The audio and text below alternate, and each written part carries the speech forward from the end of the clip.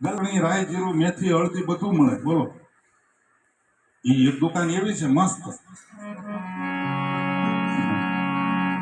અને તોય પાછા હરિભક્તોને ખબર નહીં. હું તો એમ કહું, એના પુણ્ય ઘટ્યા હોય ને, પુણ્ય ખૂટી ગયા હોય ને, ત્યારે જ એવામાં હેત થાય. અમે ભગવા ધારી જો હળદી ચટણી વેચતા થઈ ગયા હોય અને તોય તમને એમાં હેત થાય.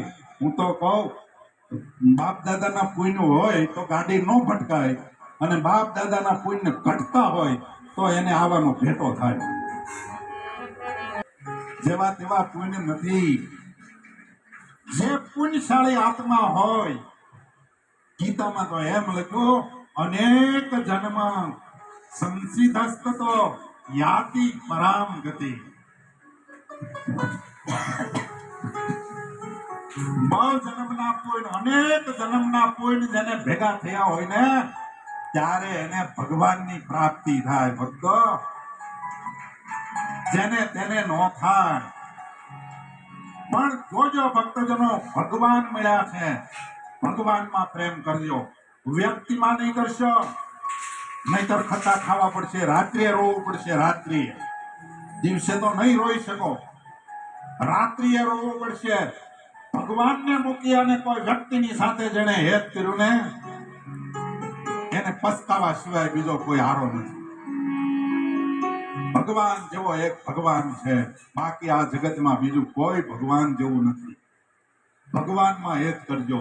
આજના સંદર્ભમાં દુઃખની વાત છે, આજ લોકો ભગવાનને પડ્યા મૂકી અને આજ વ્યક્તિવાદમાં વળ્યા છે. દુઃખની સાથે કહેવું પડે, સાધુ છું એટલે થોડુંક દુઃખ થાય કે ક્યાં હેત કરાવવું જોઈએ અને ક્યાં હેત કરે છે. ગુણાતીતાનંદ સ્વામીએ વાતોમાં એમ લખ્યું કે ભગવાનમાં હેત કરાવે એનું નામ સાધુ, અને પોતામાં હેત કરાવે એનું નામ જ અસાધુ. સમજાય? પોતામાં હેત કરાવ, પોતામાં એટલે ગોપાળાનંદ સ્વામીની વાતો તો તમે કેટલી વાર સાંભળી. સુરતમાં તો બધા બહુ એ વાત સાંભળીને તાળીઓ પાડી. શું વાત કરે છે? ત્રીજા પ્રકરણની 8મી વાત. લક્ષ્મીનારાયણ આદિક દેવ અને એના સ્થાને બેઠેલા આચાર્ય મહારાજ કે એને જેવા તેવા નો સમજશો.